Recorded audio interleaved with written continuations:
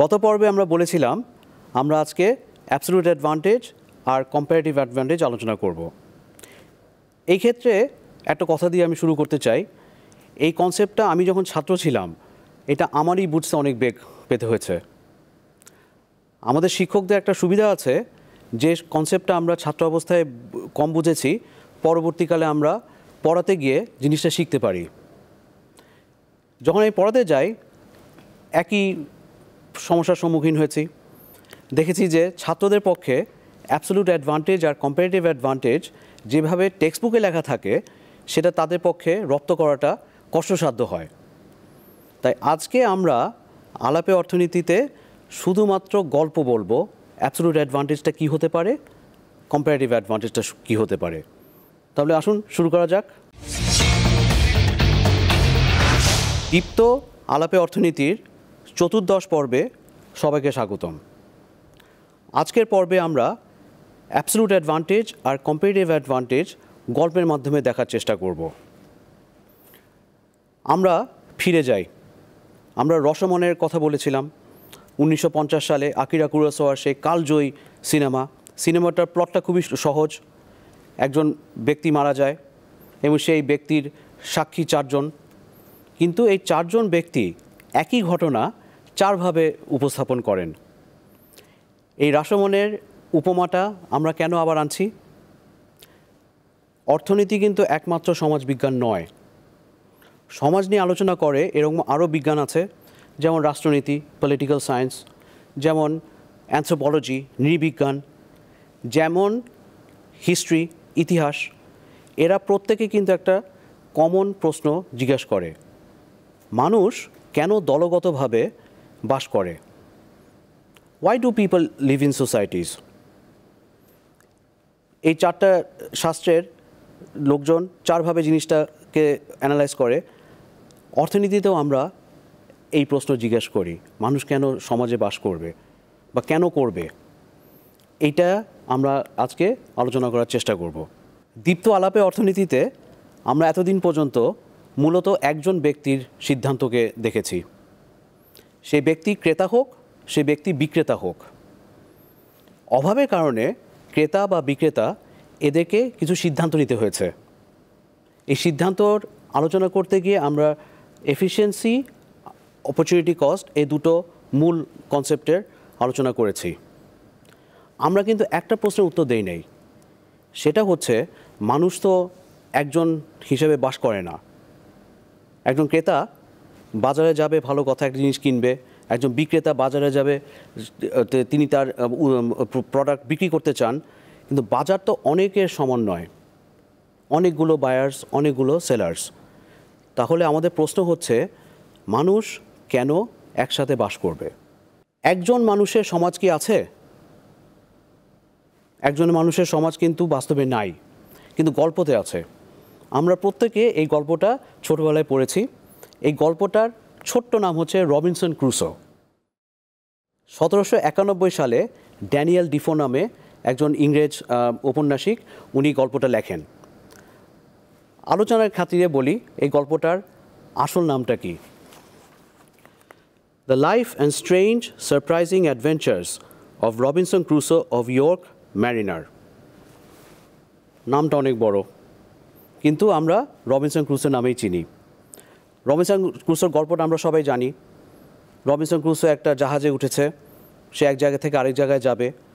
হঠাৎ সেখানে ঝড় উঠে তার জাহাজটা ডুবে যায়।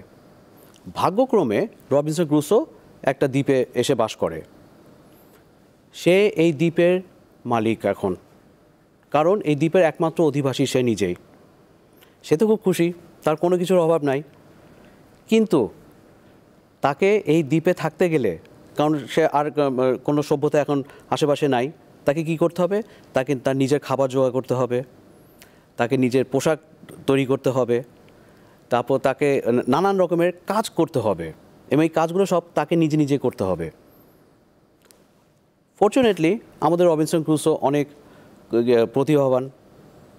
সে জানে কিভাবে খাবার জোগাড় করতে হয়। সে কি করবে? সে দ্বীপে যেসব ফলের গাছ আছে, নাটসের গাছ আছে, এগুলো সে বসে বসে খাবে। কিন্তু ফল এবং নাটস এগুলো তো মৌসুমি খাবার। যখন মৌসুম থাকবে না তখন রবিনসন ক্রুসো কী করবে? তখন রবিনসন ক্রুসোকে একটা বর্ষা বানাতে হবে, মাছ ধরবে। রবিনসন ক্রুসোকে একটা তীর বানাতে হবে, সে পাখি শিকার করে খাবে, দ্বীপে যেসব পাখিগুলো আছে। এবং আরেকটা কাজ করতে হবে রবিনসন ক্রুসোকে কিন্তু কাপড় তৈরি করতে হবে। কোনো না কোনোভাবে সে কাপড় তৈরি করবে, কোনো না কোনোভাবে সে অন্যান্য কাজগুলো করবে। গল্পে আমরা দেখি এইভাবে রবিনসন ক্রুসো 22 বছর একা একা ছিল। হঠাৎ একদিন, শুক্রবার ছিল সেদিন, একজন তার দ্বীপে চলে আসে। সেও রবিনসন ক্রুসোর মতো একটা কিভাবে যেন চলে আসলো। রবিনসন ক্রুসো তার নাম দিল ফ্রাইডে, কারণ সে শুক্রবার দিন দ্বীপে এসে হাজির হয়।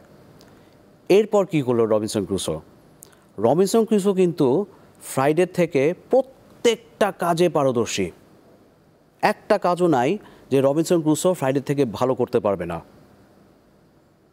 কিন্তু ফ্রাইডে আসাতে একটা লাভ হলো, রবিনসন ক্রুসো 5টা স্কিল যদি থাকে বেঁচে থাকার জন্য, সব কয়টা স্কিল সে পারদর্শী হয়েও থাকে ফ্রাইডের তুলনায়, ও নিজে কি 5টা স্কিলে কি সমান পারদর্শী?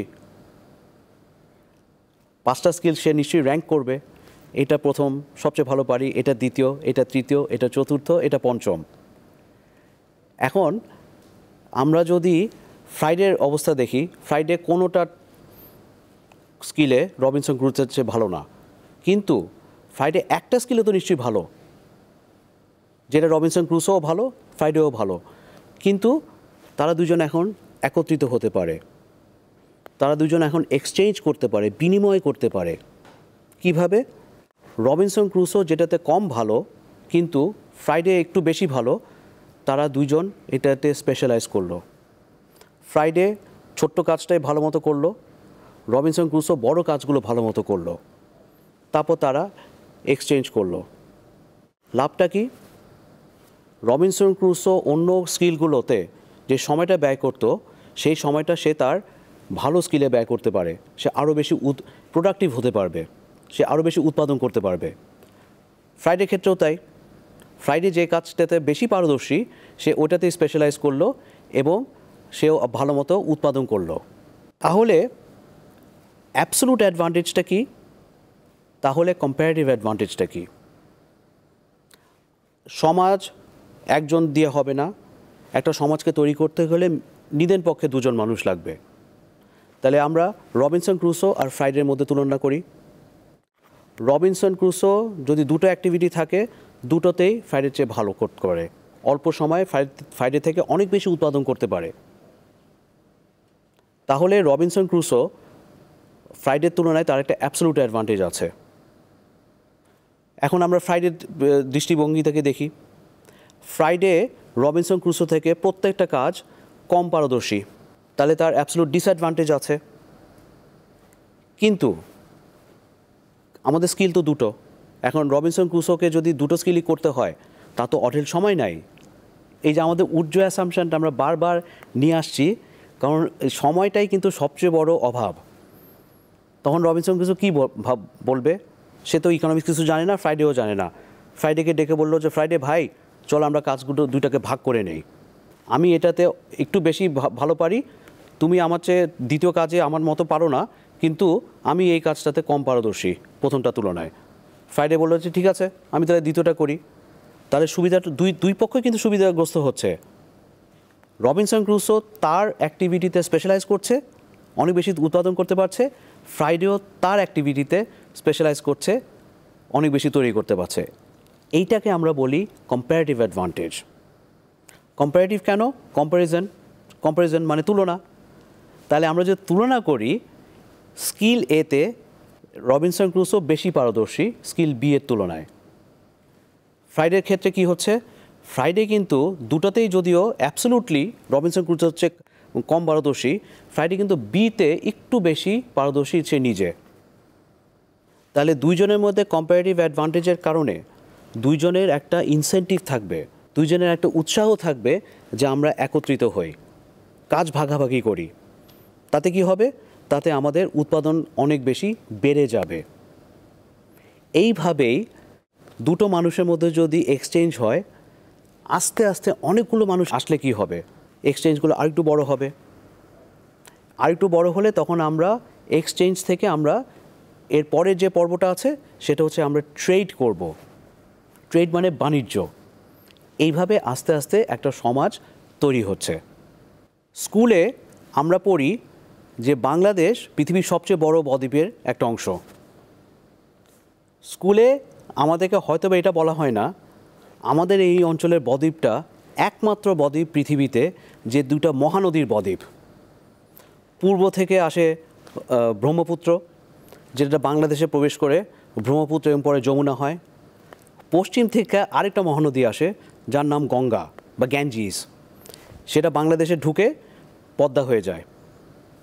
পদ্মা যমুনা একত্রিত হয়ে মেঘনাতে যখন মিলিত হয় তখন পৃথিবীর সবচেয়ে বড় বদ্বীপ বঙ্গোপসাগরে পড়ে যায়।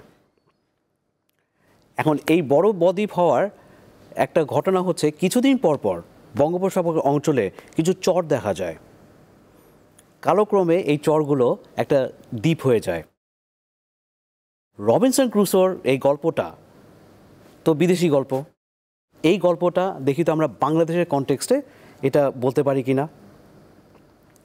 বঙ্গোপসাগরে এরকম একটা বড় দ্বীপ আছে। এই দ্বীপে এক একটা জায়গায় এক এক ধরনের মানুষ বাস করে। দ্বীপের এক প্রান্তে থাকে হলো কামাররা। তারা কি করে? তারা বর্শা তৈরি করে, তারা তীর তৈরি করে। রবিনসন ক্রুসো যেগুলো নিজে করতে হতো তাকে। এই জায়গাটার নাম হয়ে গেল কামারপাড়া। এর কিছু দূরে আরেকটা পাড়া আছে, সেখানে কুমারপাড়া। এই এই এই পাড়াতে কি হয়? এই পাড়াতে বংশ পরম্পরায় লোকজন শুধু পটারিস তৈরি করে, হাঁড়ি পাতিল তৈরি করে মাটির। এর কিছু দূর একটা জেলে পাড়া আছে। এদের কাজ হচ্ছে মাছ ধরা। এর কিছু দূর আছে একটা কৃষকদের একটা পাড়া আছে। এখন দেখা যাক, রবিনসন ক্রুসোকে কিন্তু এগুলি সমস্ত কাজগুলো কিন্তু একসাথে করতে হয়েছিল। ফ্রাইডে আসার পরে ঠিক আছে ভাগাভাগি করতে হয়েছে, কিন্তু তারপরেও কি রবিনসন ক্রুসো আর ফ্রাইডে দুজন মিলে তো এই কাজগুলো ভাগাভাগি করেছে। এর কিছু দূর পরে আমাদের দর্জিপাড়া আছে। দর্জিপাড়ায় কি হচ্ছে? দর্জিপাড়ায় দর্জিরা কাপড় তৈরি করছে। আর ঠিক দ্বীপটার মাঝখানে শিক্ষকরা থাকে। আমরা এখন ধরে নেই একটা পাড়ার সাথে আরেকটা পাড়ার কোনো সম্পর্ক নাই, তারা কেউ জানেও না একজন এক্সিস্ট করে। এরকম বছরের পর বছর এইভাবে চলছে। তাঁতিপাড়ার লোকরা জানে না যে কামারপাড়া আছে, কামারপাড়ার লোকরা জানে না কুমারপাড়া আছে। তো তারা বসবাস করবে কিভাবে? তারা অবশ্যই বসবাস করতে পারবে, কিন্তু যদি তারা জানতো যে এখানে অন্য পাড়াগুলো আছে তাহলে কি হতো?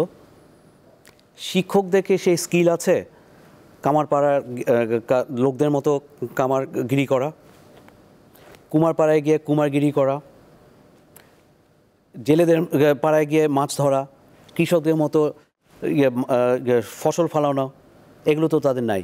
কিন্তু শিক্ষকদের একটা কম্পারেটিভ অ্যাডভান্টেজ আছে, তারা শিক্ষা দিতে পারে। বাকি যে পাড়াগুলো আছে এই দ্বীপে, ওই দ্বীপের প্রত্যেকটা পাড়ায় শিশুরা আছে, শিশুদের তো শিক্ষা দরকার। একইভাবে জেলে পাড়ার লোকদের কি তাঁতিপাড়ায় যেতে হবে না? তাঁতিপাড়ায় গিয়ে তাদেরকে তাঁত কিনতে হবে না, কাপড় কিনতে হবে না? এখন এক একটা পাড়া প্রত্যেকের সাথে প্রত্যেকের যোগাযোগ হচ্ছে। যোগাযোগটা কোথায় হবে? কেনই বা হবে? রবিনসন ক্রুসো 22 বছর পর ফ্রাইডেকে দেখলো। 22 বছর পরে যখন ফ্রাইডেকে দেখলো রবিনসন ক্রুসো, তখন ফ্রাইডে আর রবিনসন ক্রুসোর মধ্যে একটা এক্সচেঞ্জ হয়। রবিনসন ক্রুসো ফ্রাইডে থেকেও বেনিফিটেড হয়, ফ্রাইডে রবিনসন ক্রুসোর সাথে ইন্টারাকশানে বেনিফিটেড হয়। এখন আমাদের এই দ্বীপে অনেকগুলো পাড়া আছে, তারা মিলিত হচ্ছে ইকোনমিক্সের দৃষ্টিভঙ্গি থেকে, যেটা সমাজবিজ্ঞানের অন্যান্য শাস্ত্রের দৃষ্টিভঙ্গি নয়। তারা মিলিত হয় বাজারে। বাজার ইকোনমিক্সের দৃষ্টিতে একটা মিলনস্থল, যেখানে নানান পদের স্কিল একত্রিত হয়। কেন একত্রিত হয়? প্রত্যেকটা স্কিলের লোক যারা এখানে বাজারে আসে, তাদের একটা স্কিল আছে যেটাতে তাদের কম্পারেটিভ অ্যাডভান্টেজ আছে, বাকিগুলোতে তাদের কম্পারেটিভ অ্যাডভান্টেজ নাই। তাদের কম্পারেটিভ অ্যাডভান্টেজ আছে একটা পার্টিকুলার স্কিলে, যেমন শিক্ষকদের শিক্ষকতায়, তাঁতিদের কাপড় বুননে, কিন্তু শিক্ষক এবং তাঁতিদের অ্যাবসলুট ডিসঅ্যাডভান্টেজ আছে অন্য জায়গায়। কোথায় আছে? অন্য পাড়ার লোকরা যেখানে অ্যাবসলুট অ্যাডভান্টেজ আছে। তাহলে এখন কি হচ্ছে, এই রবিনসন ক্রুসো অ্যান্ড ফ্রাইডের দুইজনের এক্সচেঞ্জটা আস্তে আস্তে অনেক মানুষের এক্সচেঞ্জ হয়ে যাচ্ছে। তাতে কি হচ্ছে? ট্রেড হচ্ছে, তাতে কি হচ্ছে? বাণিজ্য হচ্ছে। আজকে এই গল্পটা এতটুক বলার উদ্দেশ্যটা হচ্ছে, যখন আমরা টেক্সট বুকগুলোতে absolute advantage and comparative advantage দেখি, আমরা দুটো দেশের মধ্যে তুলনা দেখি। দুটো দেশের মধ্যে তুলনা দেখার একটা ঐতিহাসিক প্রেক্ষাপট আছে। অ্যাবসলিউট অ্যাডভান্টেজটা অ্যাডাম স্মিথ ইন্ট্রোডিউস করেন, পরে এটার কিছু সীমাবদ্ধতা ছিল, সীমাবদ্ধতার কারণে ডেভিড রিকার্ডো এটাকে এক্সটেন্ড করেন, সম্প্রসারণ করেন, উনি বানান হচ্ছে কম্পারেটিভ অ্যাডভান্টেজ। এই দুইজনই, স্মিথ এবং রিকার্ডো, এটা দেখেছিলেন বাণিজ্যের ক্ষেত্রে। তারা দুজনই ব্রিটেনের অধিবাসী ছিলেন তথা ইংল্যান্ডের সাথে অন্য দেশের বাণিজ্য, এই ভিত্তিতে ওনারা absolute advantage and comparative advantage দেখেছিলেন। এবং এর মাধ্যমে আস্তে আস্তে আমরা ইন্টারন্যাশনাল ইকোনমিক্স বা আন্তর্জাতিক অর্থনীতি এর ভিত্তি প্রস্তুত তৈরি হয়। আজকে আমরা অ্যাবসলিউট অ্যাডভান্টেজ আর কম্পারেটিভ অ্যাডভান্টেজের টেকনিক্যাল ব্যাপারগুলো ইচ্ছা করে বলি নাই। শুরুতে আমি বলেছিলাম যে এই কনসেপ্টটা বুঝতে আমারই কষ্ট হয়েছিল ছাত্র জীবনে। শিক্ষকতা করতে এসে এটাও দেখেছি ছাত্রদের এটা বুঝতে বেগ পেতে হয়েছে। সেই জন্য আজকে আমরা কিছু গল্প বললাম। এই গল্পের ভিত্তিতে আগামী পর্বে আমরা টেকনিক্যাল ইস্যুগুলো দেখব, যেগুলো পাঠ্যপুস্তকে যেভাবে উপস্থাপন করা হয়। আমাদের আলাপে অর্থনীতির ফেসবুক পেজ আর ইউটিউব চ্যানেলে আপনারা লাইক করবেন, ফলো করবেন, সাবস্ক্রাইব করবেন। আগামী পর্বে দেখা হবে আপনাদের সাথে। সেই পর্যন্ত ভালো থাকবেন, সুস্থ থাকবেন।